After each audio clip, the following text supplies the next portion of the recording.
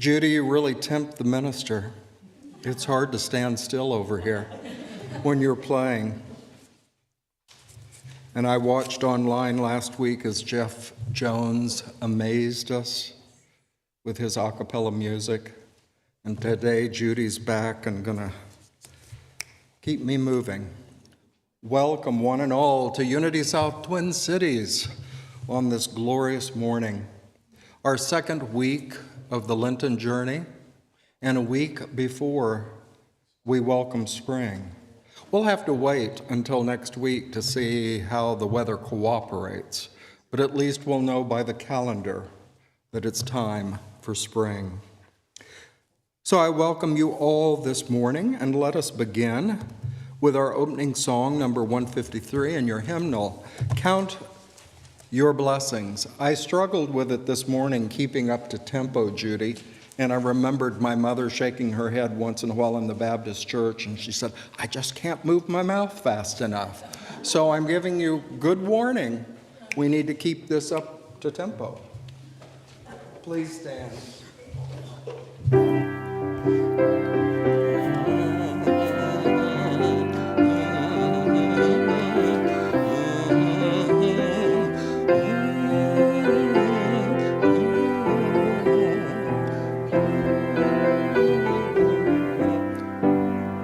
Go.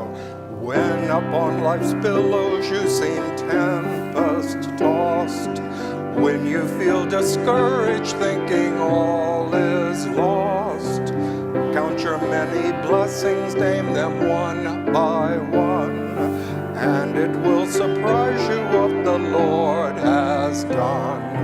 Count your blessings, name them one by one. Count your blessings, see what God has done. Count your blessings, name them one by one. Count your many blessings, see what God has done. When your life seems empty, it is so untrue. There's a mighty presence making all things new. Miracles take place whenever you may be, proving that God's love is with you constantly. Count your blessings, name them one by one. Count your blessings, see what God has done. Count your blessings, name them one by one. Count your many blessings, see what God has done. And if you're like me, you're going to be humming that the rest of the day. And that's a good thing. Please be seated. We welcome all of you in person in the sanctuary. And I welcome all our friends who are joining us online. Throughout the week, they give me little bits and notices, things they appreciated in the previous Sunday's service. And there are also many of them that contribute to our ministry, which is most helpful. So we thank you for joining us this morning. Even though we can't see you directly, we can feel your presence, your heart and mind with us. For those of present in our sanctuary, please silence any phones or other electronic devices at this time. Today, Judy Moen and our special guest, Lorretta Simonet, is here with her beautiful harp, and Francine Evans is my dedicated service assistant. She carried through for me last week when I couldn't be here. I invite you now to join me in this time of focusing our consciousness, bringing us together in an intention for this service. For this second Sunday in Lent, I offer you this beautiful poem of awakening by Edward Hayes. Come, O life-giving Creator, and rattle the door latch of our slumbering hearts. Awaken us as you breathe upon a winter-wrapped earth, gently calling to life a new spring. Awaken in these fortified days of Lenten prayer and discipline our youthful dreams of awesomeness. Call us forth from the prison camp of numerous past defeats and our narrow patterns of being to make our ordinary lives extraordinarily alive through the passion of our hearts. Show us during these Lenten days how to take the daily things of life and by submerging them in the sacred, to infuse them with a great love for you, O God, for others and those we have yet to meet. We now commit to act compassionately toward neighbors and strangers on the journey, reflecting the limitless love of Christ. Let us affirm together our statement of being.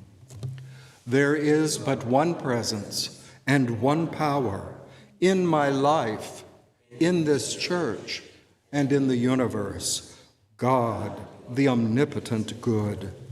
And so it is, and we declare, Amen. And now at this time, it's my privilege to invite Francine to the platform.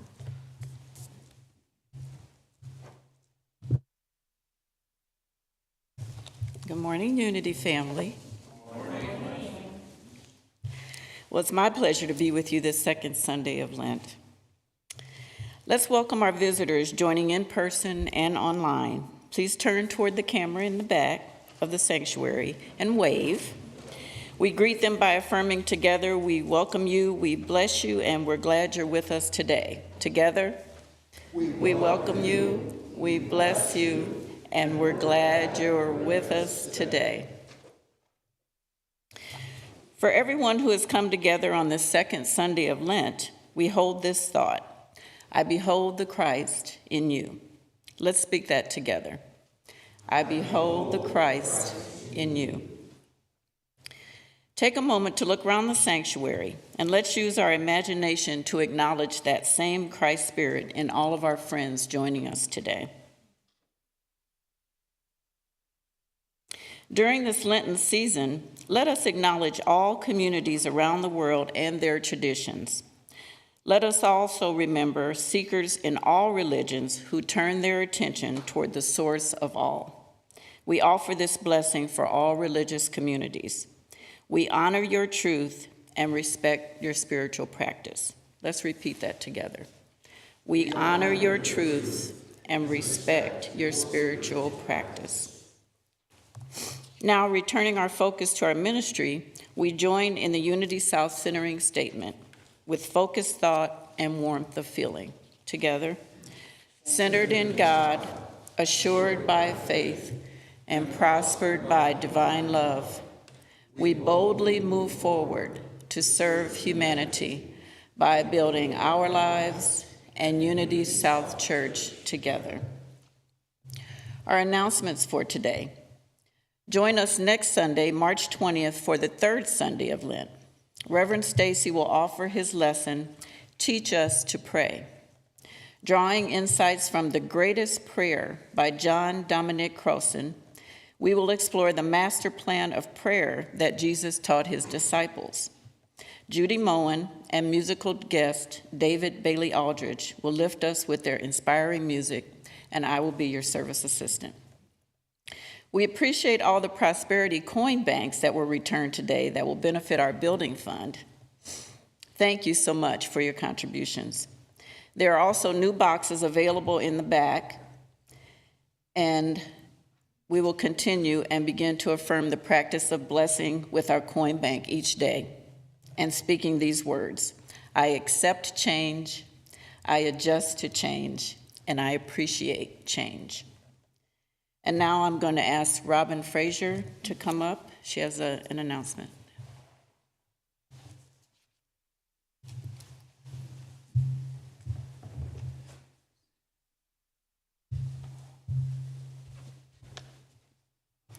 It's good to see everyone. I, on behalf of our nominating committee, would like to introduce to you two members of our community that are interested in serving on the board. The two members are Bob Anderson and Margaret Peterson. Margaret, would you join us for a few minutes?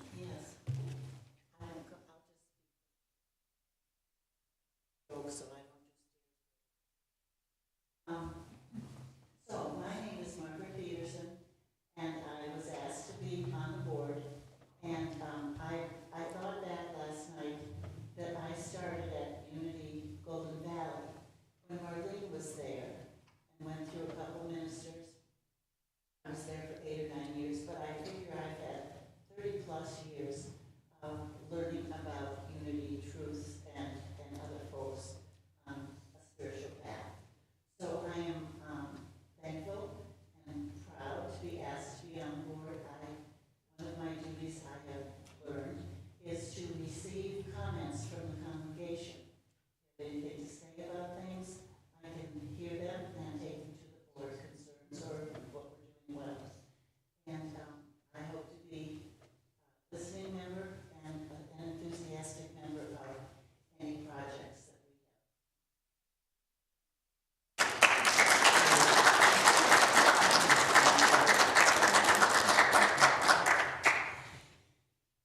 You ready? Yes. So I prepared a few remarks. Actually not. I've been around forever here. I've been in all kinds of roles. Oh, there we go. Kind of ruins all my fun. I know. It's too late. That's okay. It's too late. Anyway, I've been around forever. I've served various roles in this committee. Board president, treasurer, secretary, building committee, what other? Finance committee. So I'm just looking forward to another 3 years of fun. All right. Thanks. Thank you. Yes. Okay. So we thank both Bob and Margaret, and we'll be voting at our annual meeting. Thank you.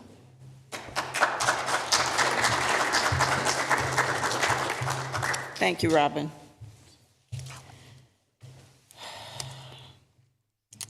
Now let us prepare for a time of community prayer as I read today's daily word. The light of truth dissolves all darkness. A bird's cheerful song interrupts the quiet of the night. The dark sky grows lighter and puffy clouds begin to glow with a beautiful shade of pink. Brilliant rays announce the sun's arrival. The sun peeks over the horizon, flooding the new day with light. Light dissolves darkness in my consciousness in a similar way. At a challenging time, my heart responds to the hopeful thought that this, too, shall pass. Hope grows with faith as my mind opens to divine wisdom that is always mine to claim.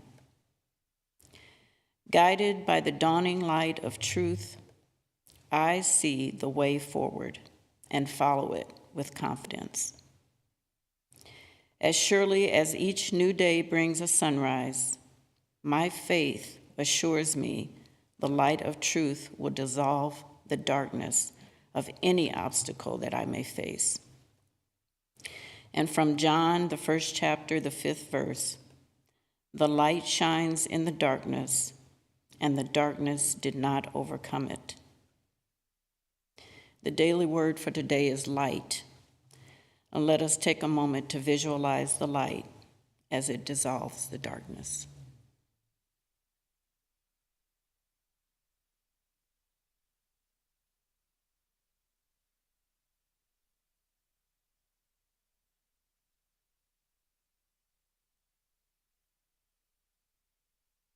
And so it is.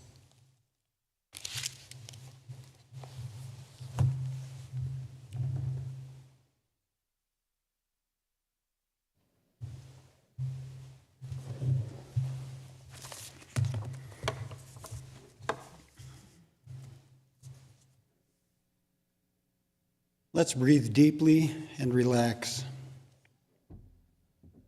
Close your eyes if you wish. Focus on the peace, the love, the positive energy, the harmony in this gathering.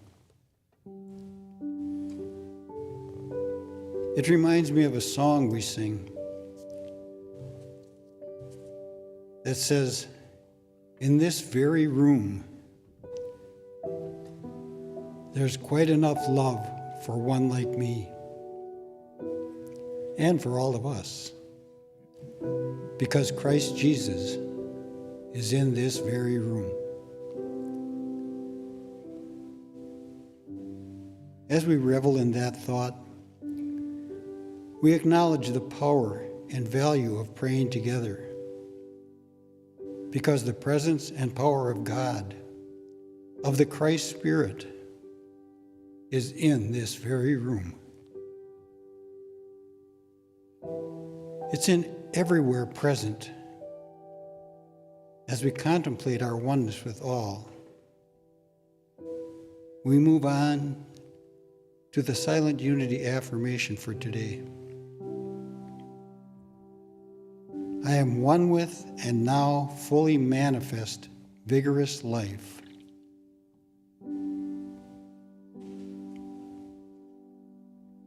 I am free from thought patterns that leave me feeling vulnerable or weak.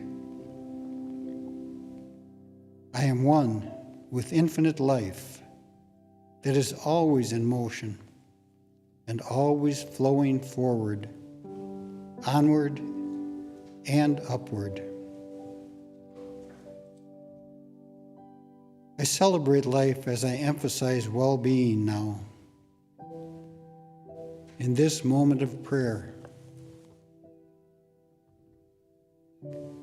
let's now focus on our energy and thoughts on the prayer requests in Unity South has received.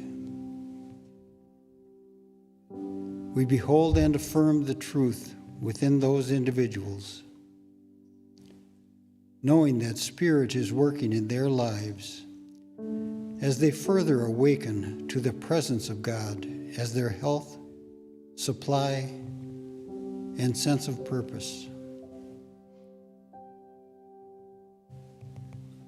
Thinking on those requests, we send our prayerful energy to everyone as we take a few moments in the silence.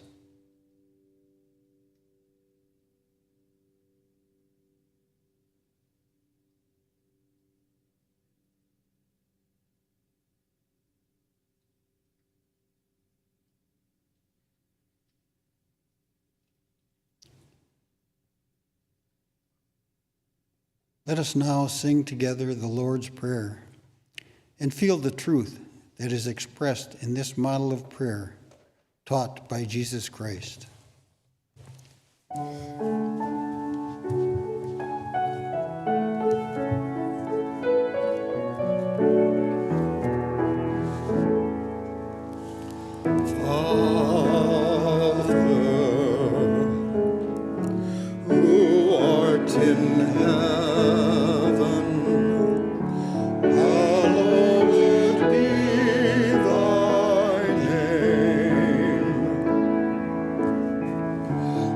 Kingdom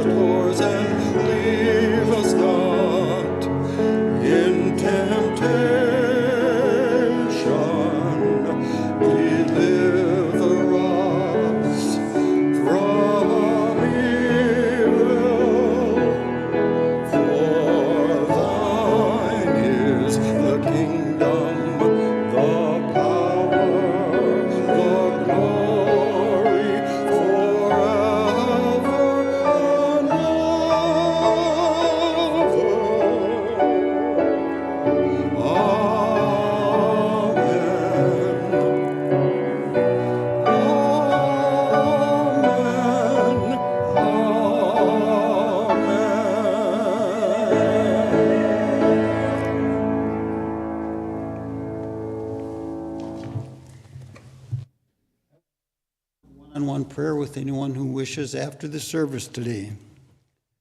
We also invite you to join us either in person or in thought every Monday through Thursday at 11 a.m. for our prayer service. Your prayers and requests are held in complete confidence. And now we hear from the harpist.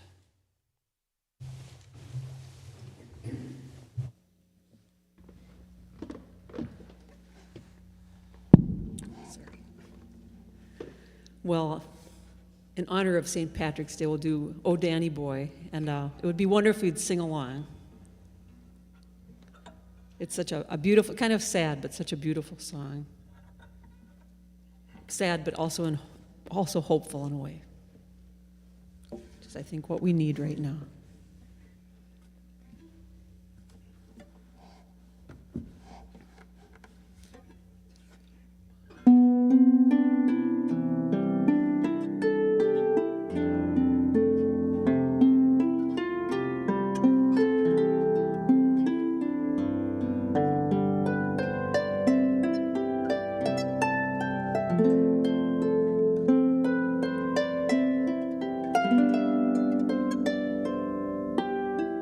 Oh, Danny boy, the pipes are calling from glen to glen and down the mountainside. The summer's gone and all the roses falling. It's you, must go and I must bide. But coming back when summer's in the meadow, or when the valley's hushed and white with snow, it's I'll be here in sunshine or in shadow. Oh, Danny boy, I love you so.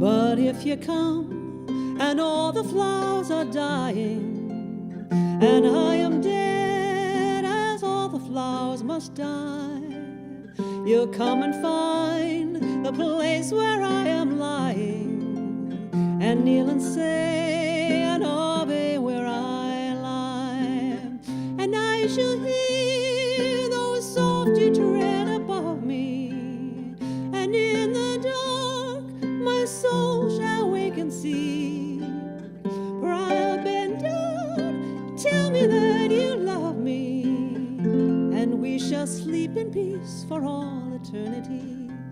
Oh, Danny boy, the pipes are calling from glen to glen and down the mountainside.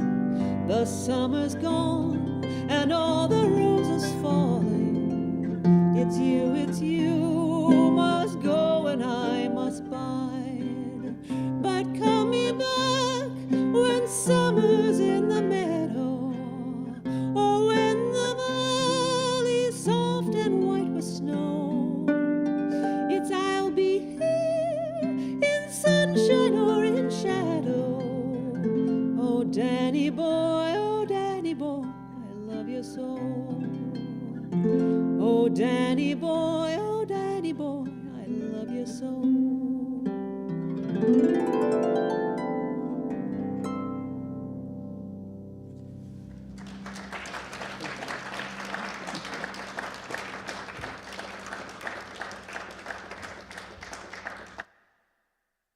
Thank you, Lorretta. Between you and Judy, the Staceys were Irish. So you're doing my Irish heart a great blessing. Well, as many of you know, last Saturday, a precious and longtime friend of our family, Dale John Foley, made his transition. And then this past Monday, a friend of the early service, Elaine Damaris, made her transition as well.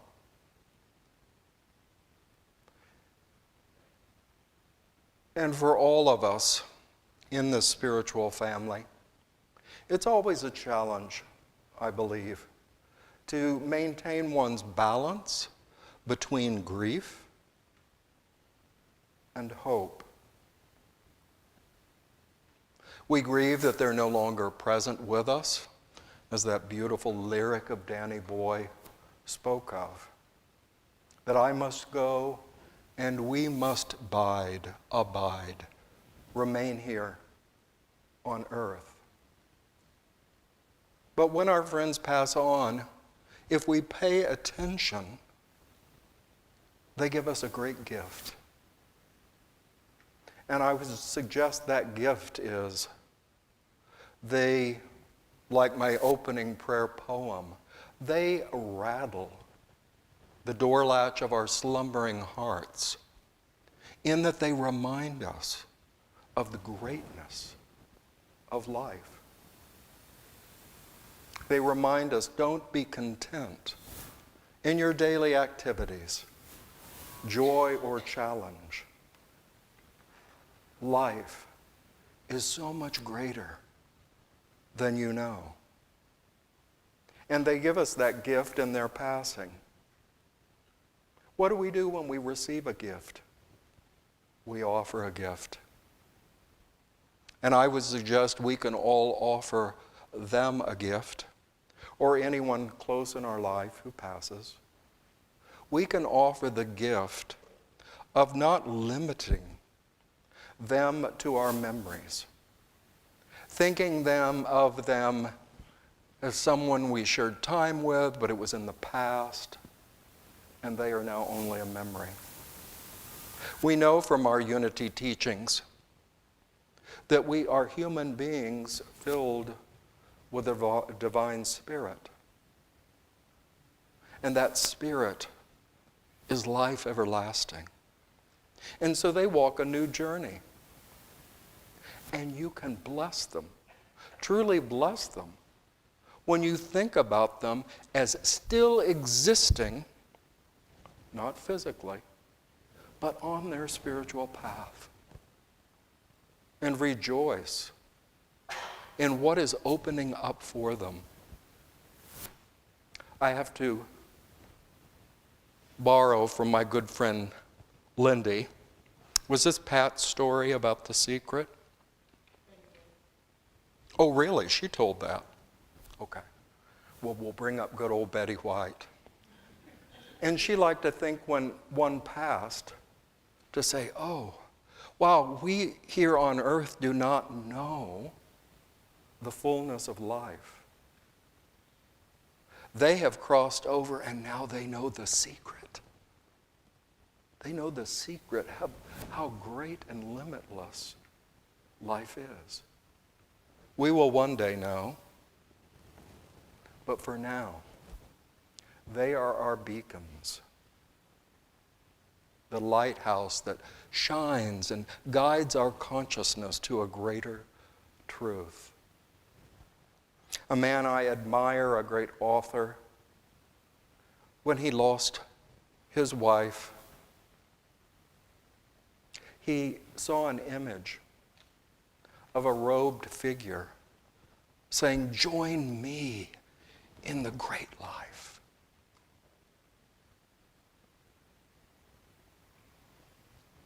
So, let us give thanks for our friends who have opened the door in our routine thinking or our somewhat limited feeling and have invited us to a great picture of life, We know it now consciously.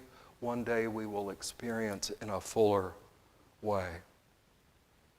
You'll soon receive information on services for Dale and Elaine.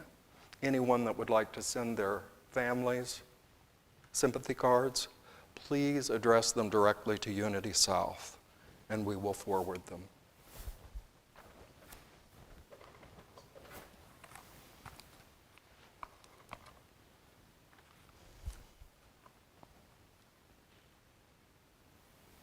I would like to begin my lesson today speaking of this greater life.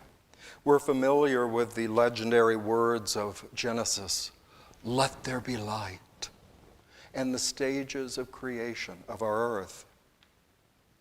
But sometimes we don't quite remember that John in his gospel spoke of the beginning.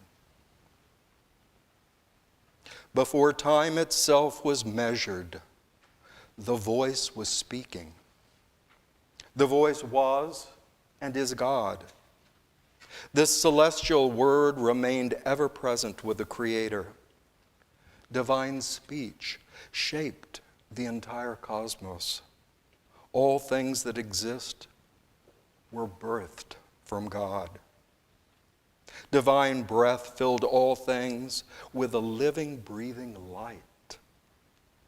A light that thrives in the depths of darkness, blazes through the murky bottoms. It cannot and will not be quenched. So we give thanks to our daily word for guiding us with this key word for the day, light. Light. Today we enter the second week of the Lenten journey.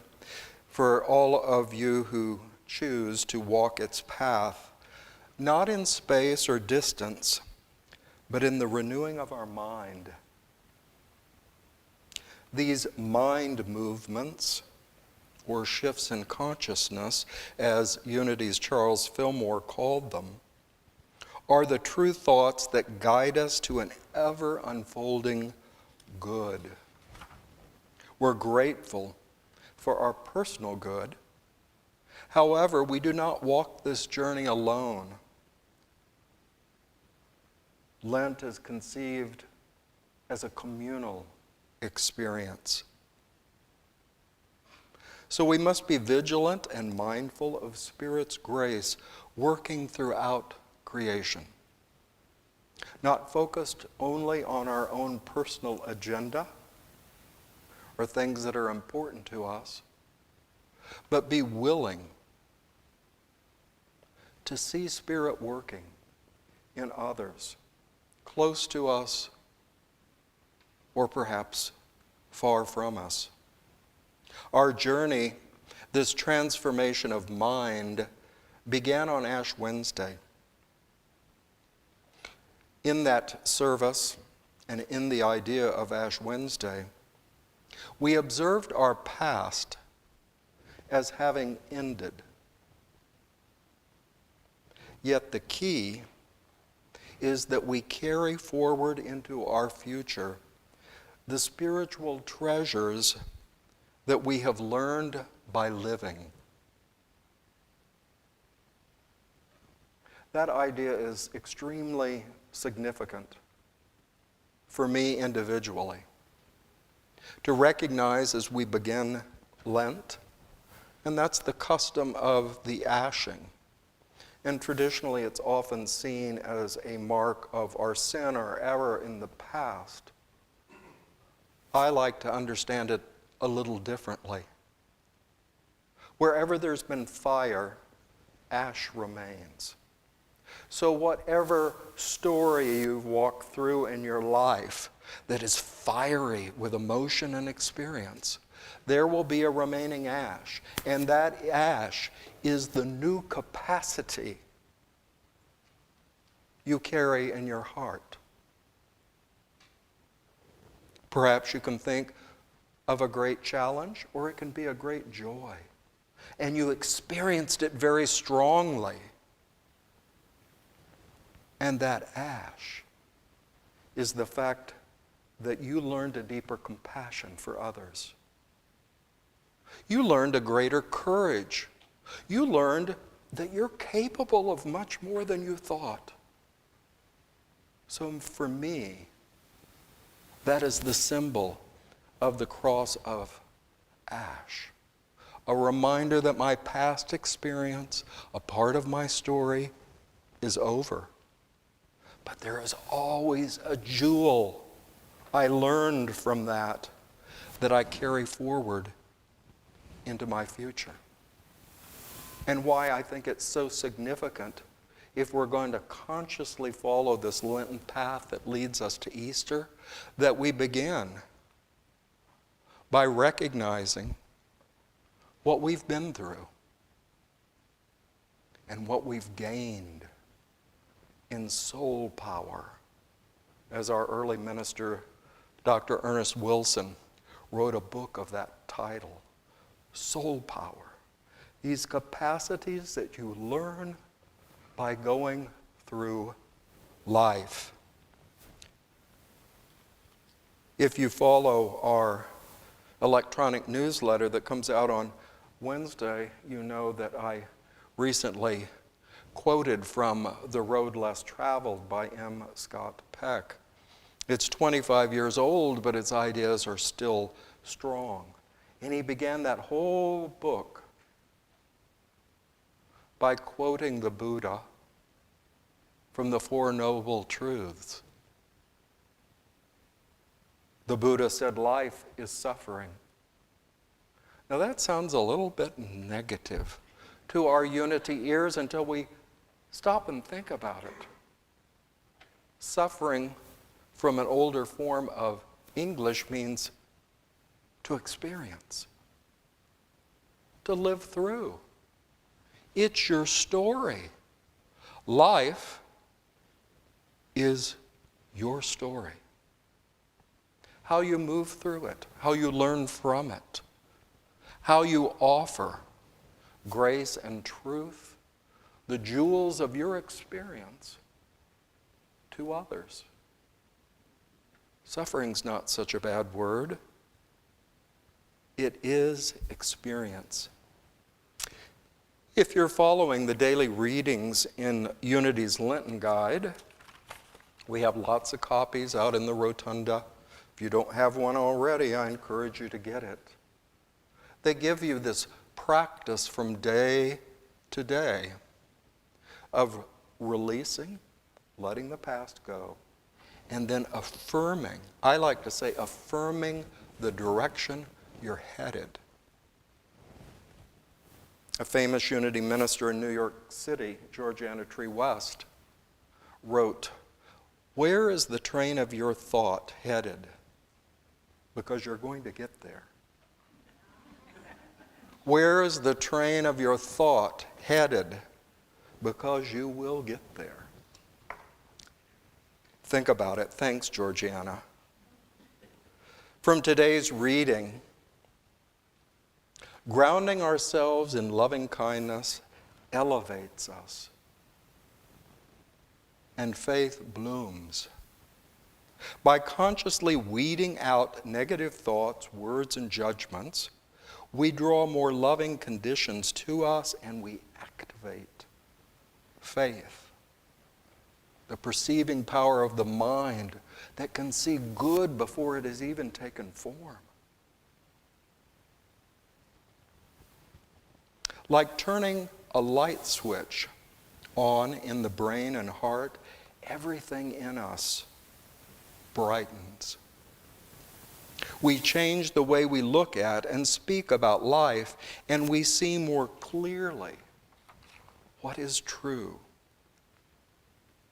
Bask in that energy and know that as you continue to demonstrate through your faith, with every step you encourage and uplift the next walker on the path. There was a book written years ago about our Unity co-founder Myrtle Fillmore, and the author gave it a title drawn from one of her letters encouraging an individual, and used the phrase torchbearer to light the way. How often do you think about the light of your life, what you're suffering through, being a light on the path that will be a blessing to another? They'll find encouragement in your light and in your faith and in your willingness to go forward.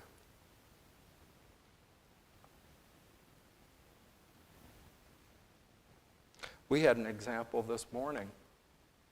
You know, sometimes I feel like I'm talking about great, universal, powerful truths. And so I try.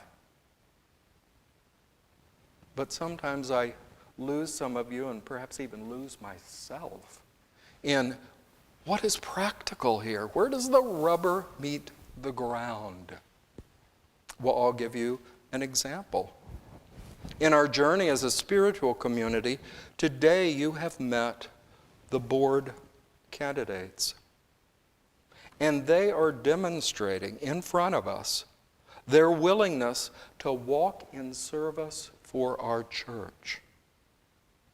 They will strive, yes, even suffer on the path toward the future good of our ministry. And they're setting an example. Others of you are practicing it, of course, but they're setting an example for us that they are consciously choosing to be selfless servants for the greater good of our community. And in however they arrange their life, they're saying, I'm willing to put Unity South on one of the front burners of my life. I'm going to have to attend to its direction, be consistent in supporting the welfare of this community. And so they are torchbearers for the rest of us as they walk this path of service within our community. Now, many of you know I suffered a little detour on my Lent path last weekend. Suddenly, last Friday night, I was in surgery for an appendectomy. That was not on my itinerary, I assure you. Yet it happened. So it was necessary for me to face the pain, to go through it. But I, like you, have suffered through experiences and have still gone forward. And I certainly experienced what gave the title to my lesson today, The Blessings Along the Way. I let go and allowed others to care for me. And they did that graciously. Those both in the hospital that took care of me, the dear friend that got me there, and then those of you who were asked to carry the service and the activities of the church last weekend forward, your responses were, yes, how can I help? My friends, that's what keeps a community living, alive, prosperous. Is that response? Yes. Yes. It reminds me, I'm sure many of you have seen, I saw it on cable as I was recuperating, that movie, Bruce Almighty. And Bruce got the job of temporarily taking over for God. And on his computer, all these requests, we might call them prayer requests, kept pouring in. And you know how a computer counts up numbers? 1 million, 10 million, 25 million, 35 million. They were just pouring in, and he was overwhelmed, and he didn't know what to do until he caught the God attitude. And he did a reply all. And the reply was, yes. God is forever saying yes to our dreams. Yes to our desire to be healed. Yes to every question we have in life. God is the great affirmative, the great yes.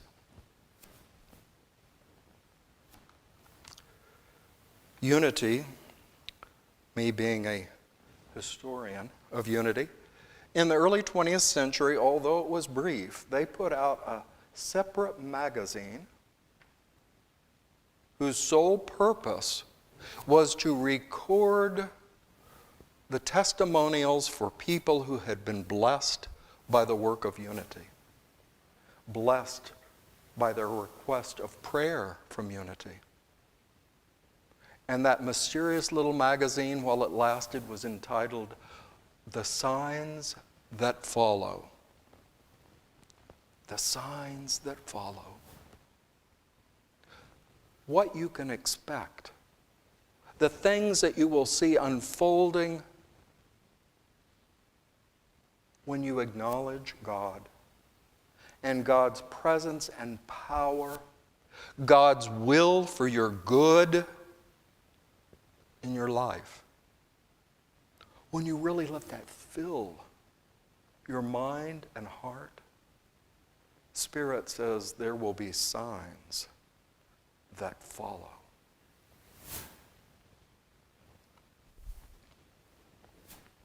I had signs that followed in my experience. In just thinking of the medical staff that attended to me last weekend, hour after hour in the hospital, and just being able to relax. And I don't know about you, but sometimes we get so focused on our inner work, our prayer, and our meditation, it's as if we think it's all about us. My growth, my development, my wants, my hopes. But to be able to turn, and this is part of the Lenten experience, to be able to turn our attention and see the grace and goodness of God working through other individuals. And give thanks, silently or aloud, to these people that are on the path with you, in the same boat with you, so to speak, and see how Spirit's working through them. Sometimes some of us need to be knocked off our feet, have enough pain that we have to stop. And in those brief moments, we can begin to see this compassion and this love at work in others. Now that's a marvelous sign that follows what I called suffering through life. One of my favorite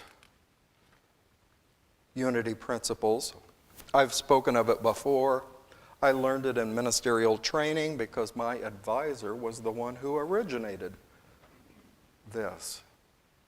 So I had to listen. Reverend Tom Thorpe's 3 principles. It's such a powerful practice. During Lent, during Christmas, at your birthday, whatever. These 3 steps, as he named them, show up, pay attention, respond in love. I, of course, will elaborate upon them. This is how I understand them. To show up, face, acknowledge the circumstance before you. In other words, to not ignore it, to not pretend it will go away. I said, the doctor showed me a scan. They did an examination. There is something in you that, to not be too graphic, they said your appendix is actually dead. We have to get this dead matter out of you. It could turn your whole body septic. So we're going to do this fast. But to me, it was a metaphor or expression of showing up and facing what was on my path, what was right before me, and not ignoring it. And I have to tell you, until the pain got bad enough, a week ago Friday, I was there being positive and strong and determined. I can get through last weekend. I can get through 2 services I was to do last Sunday, and then a funeral on Monday. I can do that if I push. If I really push, I can get there. Wow! And when it became so painful, and sometimes that's what we have to experience in order to stop and pay attention. To stop and show up to what's going on. That second step, pay attention. Not just in my case to the pain or the experience, but to pay attention with spiritual sight as to what can be revealed. What can I learn? What is greater here in this circumstance that will benefit me to understand, to know? Pay attention. That's a powerful step. And then the third step, respond in love. I understand that as choose what you want to add to the situation. Choose to what you want to add to the situation. And that will determine the direction you go. Into greater light and understanding, into cultivating new capacities of the soul, of the mind, of your determination. Or we can choose to move into criticism, complaint, defeat, and maybe just a little bit of whining. Ain't it awful? Respond in love. Choose what you want to add to the situation. So I want us to move now and to do something a little differently. Some people ask us about the prayer process in our service. And I keep it before you, even when it's sometimes suggested I could shorten the service a little bit. But I find this so beneficial on our unity path. And that is, we open setting our attention. I usually have a more focused, formal prayer at the beginning. We do our silent unity work that our prayer chaplains guide for you each week.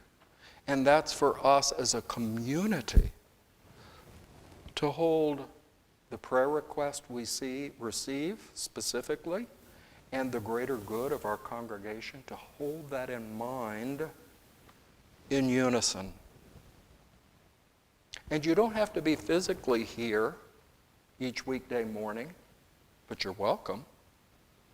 But you can turn in mind and join the prayer chaplains as they hold this prayer request. And they met the call when I first came to this church and said, silent unity service 1 day a week? Let's do more. And they said, well, we're willing. So they're here Monday through Thursday, and of course on Sunday. And in the past 5 years, they have carried more than 1,000 prayer services on in this sanctuary, holding the good of this community and these specific prayer requests in their consciousness. Thank you for your commitment. This is the fundamental work of our ministry. It may seem quiet. It may seem like nothing's going on. Years ago at Unity Temple, I was leading a prayer for an emergency service at the time of the war and violence in Bosnia and Herzegovina. And the sanctuary was filled, perhaps 1,000 people. And the local TV cameras came, and they were set up in the back. Can we film your prayer vigil? And I said, yes. I said, please don't point your camera right at Margaret's face. Keep your distance. But I have to tell you, the next hour of silent prayer, it's not going to be real active. There won't be dancing or performances going on. It's silent prayer. So they filmed a few minutes and then they realized and were on their way. But prayer is an inner movement where we come together focused upon a truth that then benefits many. And then I often give you a visualization or a meditation after my lesson, usually with the intent that you can take up some inner work just for you, Gerald, just for you, Carol, to take an idea from the lesson and begin to flesh it out in your mind. It's personal. But today I want us to do something different. I want to invite you into selfless service. I want us to hold a time and prayer for those in Ukraine. And I remind you of respond in love. Choose what you want to add to the situation. And so we will hold a minute of silence. And I invite you, using your understanding as a guide, to move into selfless service and to see those people who are suffering greatly at this time and envision courage within them, compassion among them, and a hope to guide them.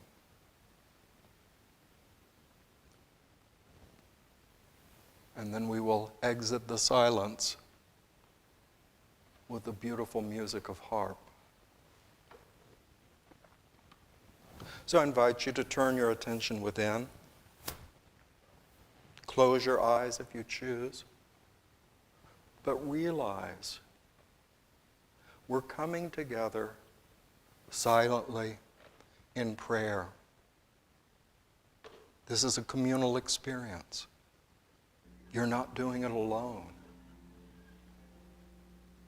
And you can be assured that you're joining far more souls than just the ones seated in this room or those watching online. You're joining a great world chorus of prayer. Father, Mother God, we acknowledge you are always and everywhere present. Here now, within us, among us, embracing all of humanity. We give thanks for those who can be active in their doing to assist Ukraine. But we can all do something. We can pray. So as we enter this time of silence, know you are in the embrace of God and you are envisioning welfare, peace, courage, hope for the people of Ukraine.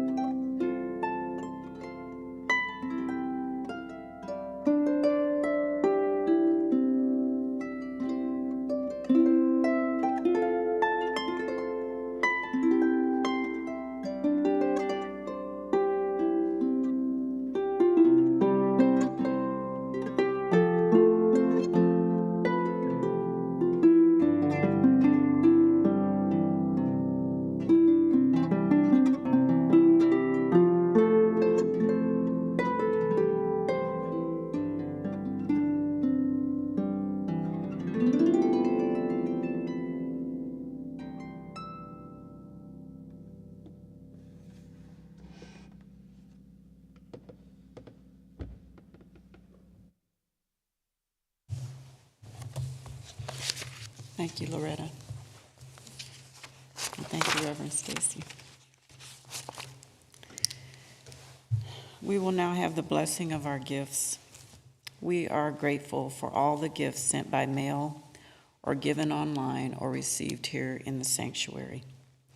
Together, we will keep this ministry energized to complete its important mission so that all who turn to Unity South will be embraced, loved, and empowered by our collective consciousness. And we will speak our prayer as a community united. We will use the words us and we in place of I and me. So together, let us hold our gifts and affirm as Unity South community. Divine love flowing through us blesses and multiplies all the good that we are and have, all the good that we give and receive, and we are grateful.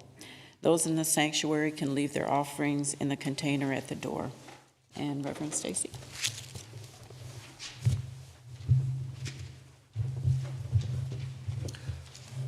I invite you to stand for our closing song. The words are on the back of your bulletin. And as you sing this inner light of mine, I invite you to think you are a torchbearer, lighting the path for those who follow you. How are you going to direct this inner light?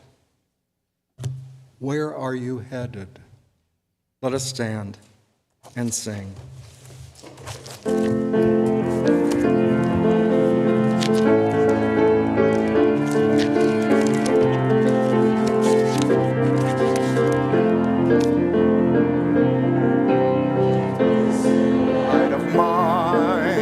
I'm gonna let it shine, this inner light of mine. I'm gonna let it shine, this inner light of mine. I'm gonna let it shine, let it shine, let it shine, let it shine. When in dark and darkness, I'm going to let it shine. When in doubt and darkness, I'm gonna let it shine. When in dark and darkness, I'm gonna let it shine. Let it shine, let it shine, let it shine. This inner light of mine, I'm gonna let it shine. This inner light of mine, I'm gonna let it shine. This inner light of mine, I'm gonna let it shine. Let it shine, let it shine, let it shine. You all show me the way. Let us now end with our prayer for protection. And again, we can hold this prayer for our friends in Ukraine because this prayer was written in 1941 to encourage and support those who were in military service all over the world. That was Unity's intention. So I invite you to join me. The light of God surrounds us. The love of God enfolds us. The power of God protects us. The presence of God watches over us. Wherever we are, God is. And all is well in truth. Thank you for your presence today. Thank you those online who joined us. Enjoy a beautiful late winter day.